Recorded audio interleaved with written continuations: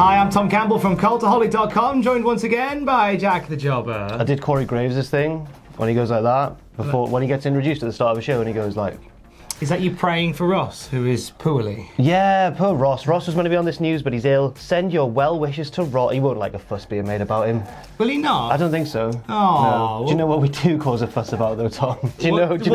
What are we going? Some bloody wrestling news. Oh, he nailed it! News on WWE scrapping a SmackDown live feud. WWE has reportedly parted ways with its music producers, and a new match has been added to AEW's All Out, and we'll get to it soon. Do you know what I love more than doing the news with yourself, Jack? Go on. Good passive-aggressive tweet. Okay, a sub-tweet. Yeah, somebody going, you know, the ones where they'll be like, well, thanks for that. Yeah. Hashtag you know who you are.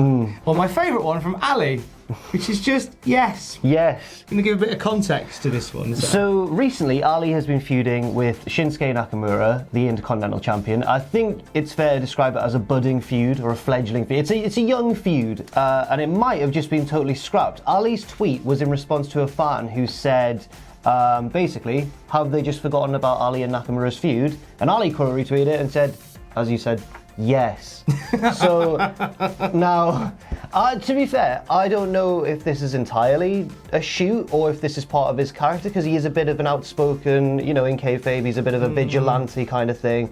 But at the same time, it does seem like they've forgotten about the feud a little bit. Yeah, because suddenly now Shinsuke and Sami Zayn are like super friends. Which I love. I love that. Yeah. And I think that Sami Zayn's great, and I think that he's very charismatic, and I like the connection because they had Nakamura's first NXT match together. Yeah. In that banger of a match in Dallas.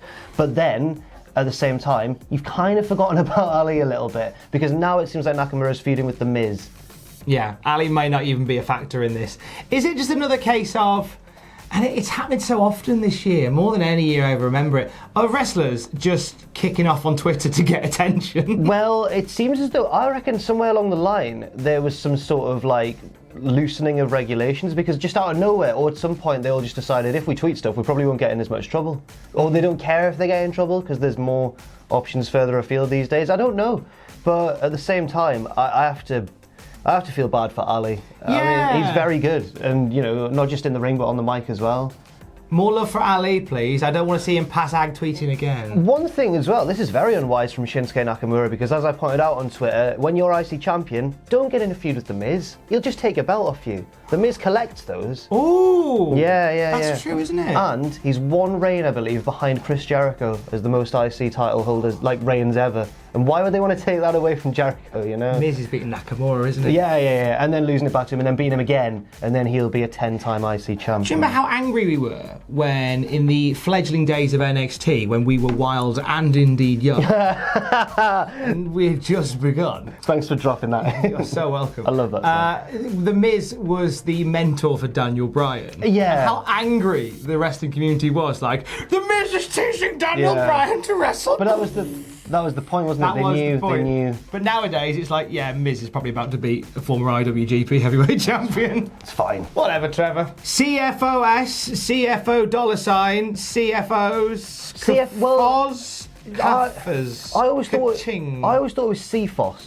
But apparently not. CFOs. Right, I've looked this up. If you're wondering why we're just saying that word over and over again, we'll give you a bit of context. CFOs, if you don't know, are the people that have been making the theme tunes for the wrestlers ever since Jim Johnston was given his marching orders after 30 years back in 2017. We missed you, Jim. This comes from WrestleVote's Twitter account. Apparently, we are seeing the end of the relationship with WWE and CFOs. Apparently, there's been some discussion about CFOs and WWE's music connection. The relationship is in fact over, according to WrestleVotes, and it has been for a few months now. Right, well that's very interesting. First of all, because who would they get into? What are they going to do now? Who are they going to get in to replace? Well, Sam's still got his guitar, hasn't he? Yeah, that's true. Okay, they could fly him over a couple of times a year, bang out a batch of tunes for the new NXT lads.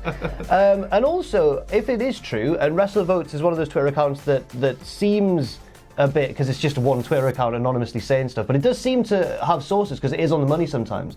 If this is indeed true, I have to feel quite bad for CFOs. I feel bad for Ali. Feel bad for CFOs. You feel bad for everybody today. He's just a caring person. Because they've been responsible for some brilliant tunes in the modern era, like the Undisputed Eras, Glorious. Yeah, absolutely. Glorious was phenomenal. Nakamura's as well, I believe. I think they've been behind a lot of, basically the sound of the NXT generation moving up into the main roster, which is full of bangers. I think everybody, when this sort of came down, you see the tweets and the messages, and a lot of people just going, good, they're rubbish. No, good, no, they're not. And they're actually not. Like, they're responsible for so many, okay, they don't make, so they don't make like a 5.5 minute epic for Bobby Roode Glorious. Sure, it's a chorus over and over again, but it's all you need. It is all you need. It's all you need. People only take a minute or two to walk to the ring, unless you're the Undertaker, you know. I think the only reason they get a lot of hate is because they obviously followed on from Jim Johnson, who's like a once-in-a-generation talent for writing wrestling themes, and he'll never beat. It's a really high bar to live up to, Jim Johnson. He was seen at AEW's Starcast. Oh! I'm still waiting for that picture. There's that sort of stock picture of Jim Johnston that you can find of him like holding the guitar. Look, I'm just waiting for that with the splash, like Jim Johnston is all elite. Well, I don't know, because on the latest, on one of the most recent AEW, I can't remember which one it was, probably Being the Elite, they announced that they're going to a venue in West Virginia, and Cody Rhodes did a bit of Country Road on the guitar. It wasn't, he's not. Johnston confirmed. Johnston confirmed. Cody's not. Maybe Cody's writing all the music. Well, that's what I was suggesting, but he's not. He's not great. He might. Stick to the wrestling, Cody. Hey, talking of AEW, well done. That nice, wasn't a deliberate segue, but thank you.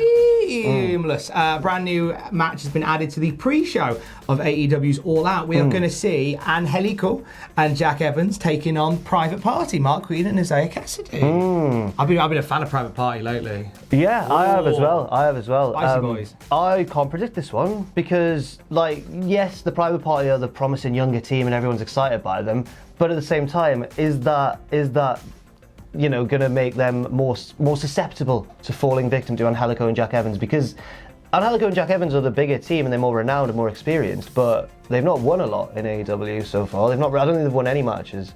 So is it time to give them a win?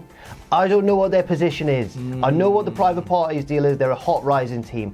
I don't know what Angelico and Jack, I don't know why they're there. I don't know what the point is. And obviously Private Party are facing the Young Bucks on AEW TV. Short while after this. Oh, very good. And Angelico and Jack Evans playing spoiler. I'll be taking notes in case I need this for a predictions contest. I really do. So that match has now been added to the pre-show, which also includes the first ever Women's Casino Battle Royale. Tom, there's been quite a lot of names announced for the Women's Casino Battle Royale now. Do you think any of the names announced so far are winning it?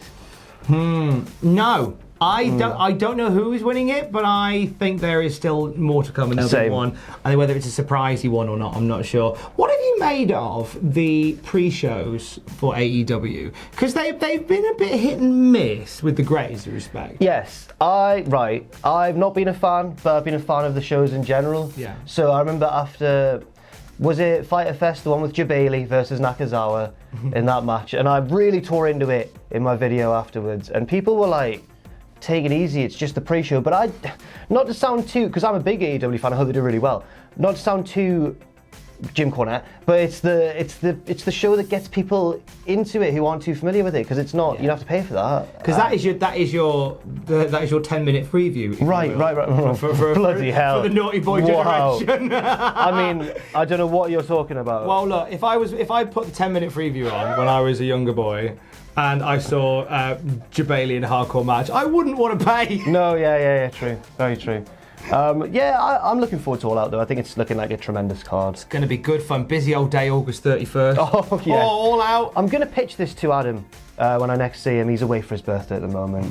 He's just having a week-long bender. No, he's not. He is. Is he? Okay. Oh, of course he is. I'm going to pitch to him maybe that there's just a huge predictions contest where we glue together the results of NXT, All Out, and Royal Quest. But at the same time, is that just too elaborate? Let me know what you think in the comments down below. Can we also do a prediction contest for the wedding that I'm emceeing on the same day? Will Tom get any names wrong? And finally, this is the XFL. Football's back. Where's my football? Where's my football? Football's back. It's over there. XFL yesterday. This is why Vince McMahon hasn't been around on WWE TV a lot this week because he's really had his hands on the product lately, and this week he's taken his hands off. So we thought we'd mention why. He's been working on his other job. He's been working on his side project, the XFL, which revealed the names and logos for all 8 teams, which are set to do battle on the gridiron in 2020. And Jack the Jobber here has all the names of all the teams. Pick your faves. Yes, now from just in alphabetical order, there are 8 teams. Number 1, the Dallas Renegades, the Houston Roughnecks, the Los Angeles Wildcats, the New York Guardians, the St. Louis... Right, okay. I think it is St. Louis. No, that's not my issue. My issue is this a ridiculous nickname or not? Oh, okay. The St. Louis Battlehawks. It's so American. The Seattle Dragons, the Tampa Bay Vipers, and the Washington Defenders, which is a bit harsh on the offensive unit of the team. But no, I'd already picked Dallas before the nicknames were announced, and I have to say I'm delighted that they're called the Dallas Renegades, and their logo is excellent as well. It's like a cowboy hat and a bandana, and it looks awesome. Have you got a favourite out of those? Well, do you know what? You said Battlehawks. I quite like Battlehawks. It kind of sounds like a Saturday morning cartoon. Sounds like He-Man, kind of, yeah. People have bought you Gargoyles and the Cowboys of Moo Mason. Battlehawks. I can't get over that. I hope they're rubbish. I think just for the name, I want Battlehawks. Okay. I'm gonna shout at Battlehawks. Come on, Battlehawks! I know that Sam has plumped for the New York Guardians, and Ross was going to wait until the nicknames were announced. And had he not been ill today, we would have found out Ross's as well. Rest assured, we'll get that news to you as soon as it's confirmed which team in the XFL is Ross's team. There will be a special update on this channel as soon as we go to Ross's bedside when he's not coughing his lungs up. We'll find out his name for the XFL. I love the fact that we are basically choosing our team, not based on the quality of the team. Oh, hang on. Just the fun of the name. Well, that's a more natural connection, I think, especially from people not from the States. We haven't got any local ties. But Dallas was the first US city I ever went to as well, so that's a bit of a... Okay. Yeah. There you go. You've still got a pair of trousers there, so that makes sense to go with them. Leave yours in the comments below. Let's do that. I just haven't got an outro. So Jack the Jobber, the other Jack the Jobber, the computer Jack the Jobber who's going to appear next, is going to tell you all about the Patreon. Not me. Not you, the other one. Thanks very much for watching, and let us know what you think in the comments section down below. You can follow Cultaholic on Twitter at Cultaholic and on Facebook at facebook.com/Cultaholic. If you enjoy what we do, then please do check out our Patreon, patreon.com/Cultaholic, where you can pledge. And don't forget, of course, most importantly of all, to hit subscribe and to join us.